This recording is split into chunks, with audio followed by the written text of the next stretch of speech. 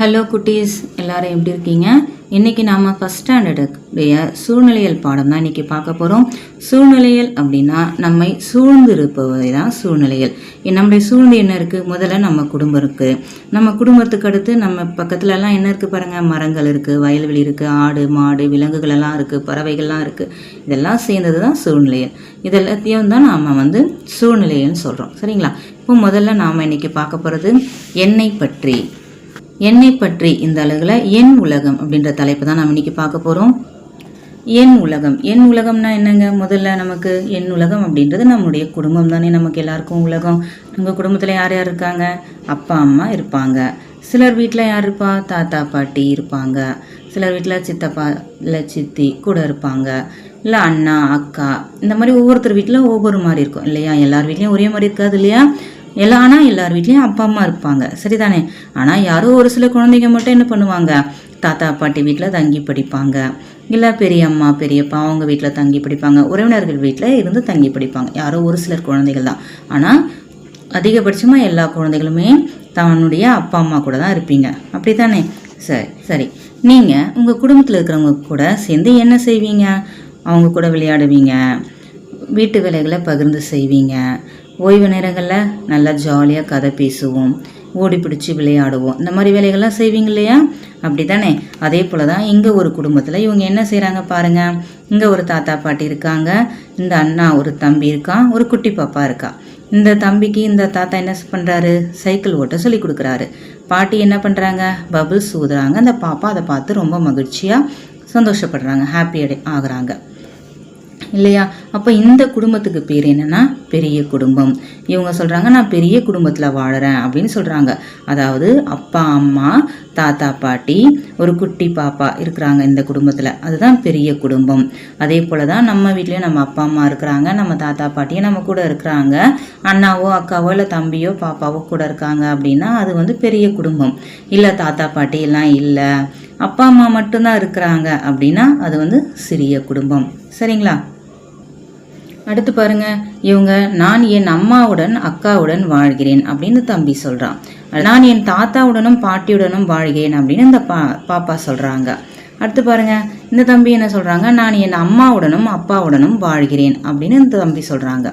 அப்போ அன்பும் அக்கறையும் நிறைந்த சூழல் தான் நமக்கு மகிழ்ச்சியை தரும். இந்த மாதிரி நீங்க யார் யார் கூட வாழறீங்க அப்படின்னு நீங்க ஒவ்வொருத்தரா எழுந்து சொல்லுங்க பார்க்கலாம். சரி, அடுத்தது இந்த புள்ளிகளை இணைச்சு நம்ம வரைய போகிறோம். இதுக்கு பேர் குச்சி வரைபடம்னு பேர். எல்லாருக்கும் வரையணுன்னாலே ரொம்ப பிடிக்கும் தானே? அப்போ முதல்ல எப்படி வரையலாம் பாருங்க. முதல்ல இங்கே டாட்ஸ் கொடுத்துருக்காங்களா, புள்ளிகளை கொடுத்துருக்காங்களா, விடுபட்ட புள்ளிகள். இந்த புள்ளிகளுக்கு மேலே உங்கள் பென்சிலை வச்சு முதல்ல ஒரு கூடை போடுங்க, நேராக ஒரு கூடை போடுங்க. இதுதான் உடம்பு. அடுத்து இங்கே கீழே புள்ளிகள் இருக்கு இல்லையா, இதை இணைங்க. இது கால்கள். மறுபடியும் பாருங்க, இதே மாதிரி கூடு போட்டிங்கன்னா இந்த கால்கள் போட்டிங்களே, இங்கே மேலே கோடு வந்திருக்கு பாருங்கள், அது கைகள். இப்போ தலை சேர்ந்து வந்திருக்கு இந்த கடைசி படத்தில்.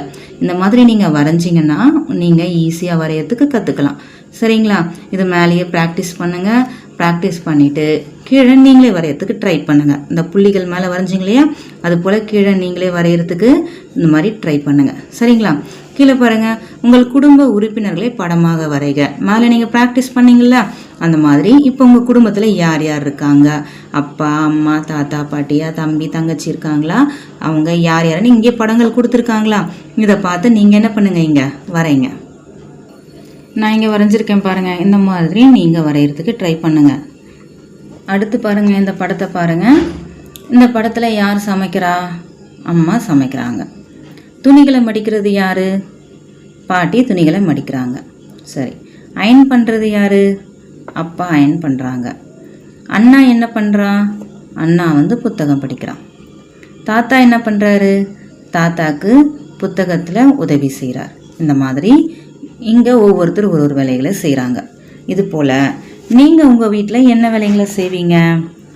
அம்மாவுக்கு உதவி செய்வீங்களா? அம்மா சொல்கிற சின்ன சின்ன வேலைகளை செய்வீங்களா? அதே மாதிரி உங்கள் வீட்டில் இருக்கிறவங்க யார் யார் என்னென்ன வேலை செய்வாங்க?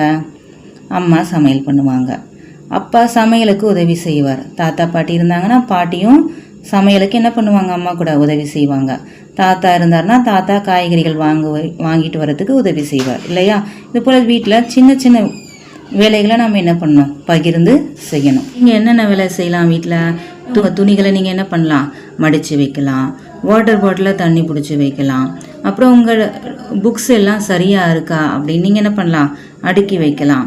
நீங்கள் சாப்பிட்ட தட்டை நீங்களே எடுத்துகிட்டு போயிட்டு என்ன பண்ணலாம், கழுவி வைக்கலாம். இது போல் சின்ன சின்ன வேலைகளை நாம் செய்யலாம். தோட்டம் இருந்தால் தோட்டத்தில் செடிகளுக்கு தண்ணீர் ஊற்றலாம் இல்லையா? அந்த மாதிரி சின்ன சின்ன வேலைகளை நம்ம வீட்டில் என்ன பண்ணணும், பகிர்ந்து செய்யணும். இந்த மாதிரி பணிகளை பகிர்ந்து செய்யும்போது நம்ம குடும்பமும் மகிழ்ச்சியாக இருக்கும். சரிங்களா? அடுத்து பாருங்கள், நீங்கள் என்னென்ன வேலைகளை தினமும் செய்வீங்க அப்படின்னு டிக் பண்ணணும். இப்போ திங்கக்கிழமை நம்ம ஸ்கூலுக்கு வரும்போது என்ன பண்ணுவோம், முதல்ல அன்றைக்கி புத்தகங்களை சரியாக அடுக்கி வச்சுருந்தீங்கன்னா நீங்கள் டிக் பண்ணணும். அன்றைக்கி வாட்டர் பாட்டிலில் தண்ணி ஊற்றி வச்சிங்களா, நீங்கள் சாப்பிட்ட தட்டை கழுவி வச்சிங்களா, நீங்கள் தூங்கி எழுந்ததும் உங்கள் பெட்ஷீட்டெல்லாம் மடித்து வச்சிங்களா, இதெல்லாம் நீங்கள் செஞ்சீங்க அப்படின்னா டிக் பண்ணணும். இது போல் நீங்கள் தினமும் நீங்கள் உங்களுடைய வேலைகளை நீங்களே செஞ்சுக்கிட்டீங்க அப்படின்னா இதை டிக் பண்ணுங்கள். அடுத்தது இந்த புள்ளிகளெல்லாம் இணைங்க. புள்ளிகளெல்லாம் இணைச்சிங்கன்னா உங்களுக்கு ஒரு அழகான படம் கிடைக்கும். சரிங்களா? நீங்கள் என்ன பண்ணுங்கள், அந்த புள்ளிகளெல்லாம் இந்த மாதிரி இணைங்க. இணைச்சி இந்த படத்தை வரைங்க. கீழே பாருங்கள், எந்த பொருள் யாருக்கு இணைக்க, எந்தெந்த பொருள் யாருக்கு அப்படின்னு நீங்கள் கண்டுபிடிக்கணும். கண்டுபிடிக்கிறீங்களா? அம்மா காய்கறி வாங்குறாங்க, இவங்களுக்கு இந்த பொருள்களில் எந்த பொருள் தேவைப்படும், பை தானே தேவைப்படும். அம்மா பையே எடுத்துகிட்டு போல பாருங்கள், அப்போ அவங்களுக்கு பை வேணும். அடுத்து பாருங்கள், அப்பா என்னமோ யோசிக்கிறாரு. என்ன யோசிக்கிறாரு பாருங்கள், அவர்கிட்ட இங்கே பாருங்கள் பூட்டு இருக்கா, சாவி இல்லை, சாவி மறந்து வச்சுட்டு போயிட்டார். அப்போ அவருக்கு தேவை சாவி. அடுத்து பாருங்கள், இங்கே ஒருத்தர் வண்டியில் போகிறார். வண்டியில் போகும்போது அவர் கண்டிப்பாக தலைக்கவசம் அணிஞ்சிட்டு போகணும், ஹெல்மெட் போட்டு போகணும். ஆனால் இவர் ஹெல்மெட் போட்டு போகிறாரா, இல்லை. அப்போ இவருக்கு ஹெல்மெட் வேணும். சரிங்களா? அப்போ அவருக்கு ஹெல்மெட்டை கொடுத்துடலாம். இங்கே பாருங்கள், துணிகளை காய வைக்கிறாங்க. துணிகளை காய வைக்கும்போது காற்றுல துணி பறக்கும் இல்லையா, அப்போ அதுக்கு நம்ம என்ன வேணும், இந்த கிளிப்பு வேணும் இல்லையா? கிளிப் போட்டு தானே நம்ம துணிகளை காய வைக்கணும். அப்போ இவருக்கு கிளிப்பை கொடுத்துடலாம். இங்கே பாருங்கள், தாத்தா ரொம்ப உன்னிப்பாக படிக்கிறார். அவருக்கு கண்ணு சரியாக தெரியல, அதனால் இவருக்கு என்ன வேணும், இந்த கண்ணாடி வேணும். கண்ணாடி இருந்தால் அவரால் நல்லா எழுத்துக்களை தெளிவாக பார்த்து படிக்க முடியும். அடுத்து பாட்டி ரொம்ப இடுப்பு வலிக்குதான், நடக்கவே முடியலன்னு கஷ்டப்படுறாங்க. அதனால் பாட்டிக்கு இந்த கைத்தடியை கொடுத்துடலாம். கைத்தடி இருந்தால் பாட்டி இந்த இடுப்பு வலி இல்லாமல் நடந்து வருவாங்க. சரிங்களா? அடுத்த பகுதி என் பள்ளி. எல்லாருக்கும் அவங்கவுங்க பள்ளின்னா பிடிக்கும் தானே, அதுக்காக இங்கே ஒரு பாட்டு கொடுத்துருக்காங்க பாருங்கள். இது என் பள்ளி, நான் தினமும் பள்ளிக்கு வருவேன், படிப்பேன், விளையாடுவேன், இங்கு பசுமையான தோட்டம், சுத்தமான கழிப்பறை உண்டு, அன்பான ஆசிரியர்கள், அருமையான நண்பர்கள் உள்ளனர், என் பள்ளியை எனக்கு மிகவும் பிடிக்கும் அப்படின்னு ஒரு பாட்டை அழகாக கொடுத்துருக்காங்க. சரி, இப்போ நம்ம எல்லாருமே டூர் போகிறோமா? இப்போ அந்த ஸ்கூலுக்கு பள்ளிக்கு டூர் போகிறோன்னு வச்சுக்கோங்க. அவங்கவுங்க பள்ளிக்கூடத்துலேயே நம்ம டூர் போகலாமா? சரி, உங்கள் பள்ளிக்கூடத்தில் என்ன இருக்கும், முதல்ல வகுப்பறைகள்லாம் இருக்குமா? அங்கே தலைமை ஆசிரியர் இருப்பார், அப்புறம் ஆசிரியர்கள்லாம் இருப்பாங்க, அதாவது எச்எம் இருப்பாங்க, டீச்சர்ஸ் எல்லாமே இருப்பாங்க இல்லைங்களா? உங்கள் வகுப்பறையை பாருங்கள். உங்கள் வகுப்பறையில் என்னென்ன இருக்குது, டேபிள் இருக்கும், சேர் இருக்கும், அப்புறம் பிளாக் போர்டு கரும்பலகை இருக்கும், சாக் பீஸ் இருக்கும், இதெல்லாம் கிளாஸ் ரூமில் இருக்கும். அப்போ புத்தகங்கள்லாம் இருக்கும், நம்முடைய புத்தகங்கள் இருக்கும், நம்முடைய புத்தக பை எல்லாமே நம்முடைய வகுப்பறையில் இருக்கும். அப்படியே பக்கத்தில் நூலகங்களும் வச்சுருப்பாங்க.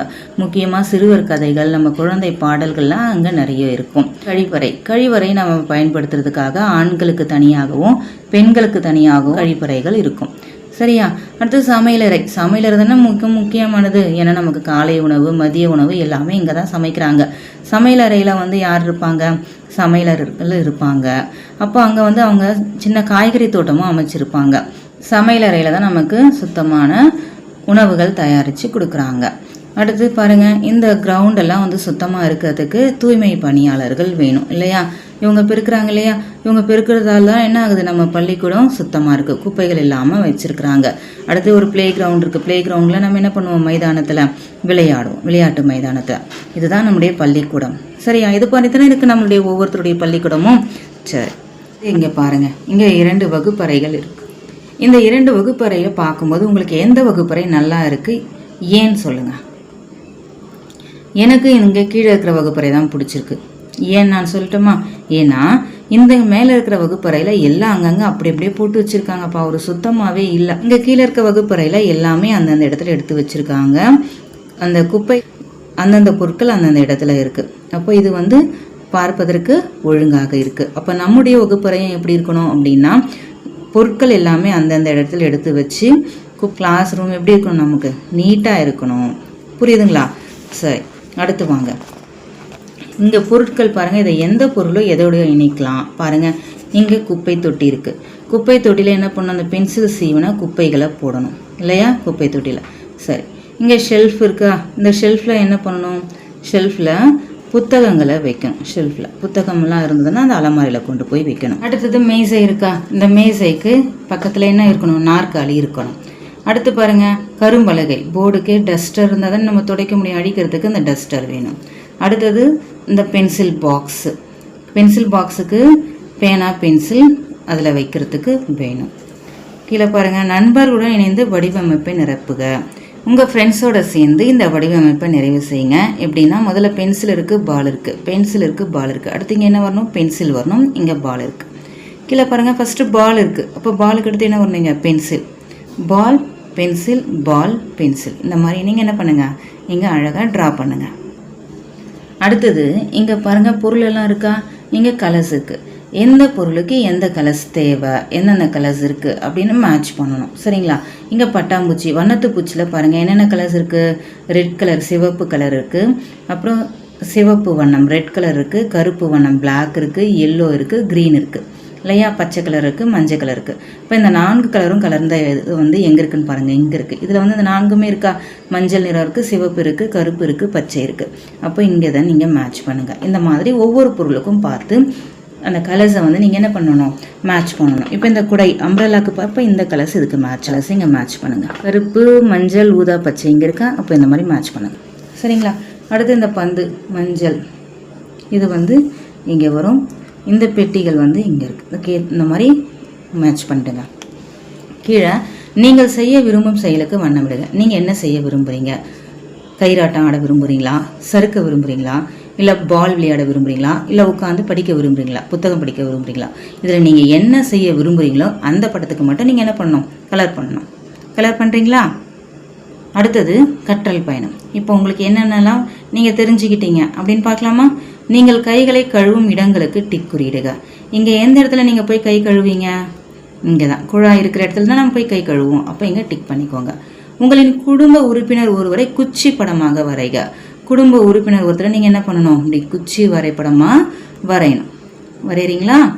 அடுத்தது, நீங்கள் உங்கள் வீட்டில் உள்ளவர்களுக்கு எவ்வாறு உதவுவீர்கள்? தண்ணி பிடிச்சி கொடுக்கறதுல உதவி செய்வீங்களா, இல்லை தூங்கி எழுந்ததும் போர்வையை மடித்து வைப்பதில் உதவி செய்வீங்களா அப்படின்னு நீங்கள் சொல்லுங்கள். சரியான செயலுக்கு மட்டும் இங்கே டிக் போடணும். பாருங்கள், இவன் குப்பையை கீழே போடுறான், இவன் குப்பையை டஸ்ட்பினில் போடுறான். அப்போ இதில் சரியான செயல் அது, குப்பையை டஸ்ட்பினில் போடுறது தான் சரியான செயல், குப்பை தொட்டியில் போடுறது. புத்தகங்கள் எல்லாத்தையும் அடுக்கி வைக்கிறான், புத்தகங்கள் எல்லாமே கீழே இறச்சி வச்சுருக்கான். இதில் சரியான செயல் வந்து புத்தகங்களை அடுக்கி புத்தகத்தில் வைப்பது தான் சரியான செயல். அடுத்து இவன் பாருங்கள், அவனுடைய காலணிகள், ஷூஸ், செப்பல் எல்லாமே அழகாக ஸ்டாண்டில் அடுக்கி வச்சுருக்கான் இல்லையா. ஆனால் இந்த பையனை பாருங்கள், இவன் எல்லாத்தையும் கீழே கலைச்சி போட்டு வச்சுருக்கான். இந்த சரியான செயல் வந்து எல்லாத்தையும் அடுக்கி வைக்கிறது தான் சரியான செயல். எங்கே பாருங்கள், இந்த குட்டி பையன் அவனுடைய ட்ரெஸ் எல்லாத்தையும் கிளச்சி போட்டுட்டு பொம்மை வச்சு விளையாடிட்டுருக்கான். ஆனால் இந்த குட்டி பையன் அவன் ட்ரெஸ் எல்லாத்தையும் மடித்து எடுத்து வச்சுருக்கான். அப்போ இதில் சரியான செயல் எது, நம்முடைய துணிகள் எல்லாத்தையும் மடித்து வைப்பது தான் சரியான செயல். அடுத்தது நான் கற்றவை. நீங்கள் என்னெல்லாம் தெரிஞ்சுக்கிட்டீங்க அப்படின்னு இங்கே ஸ்டாருக்கு வந்து கலர் பண்ணணும். சரிங்களா? நன்றி. அடுத்த கிளாஸில் சந்திக்கலாம்.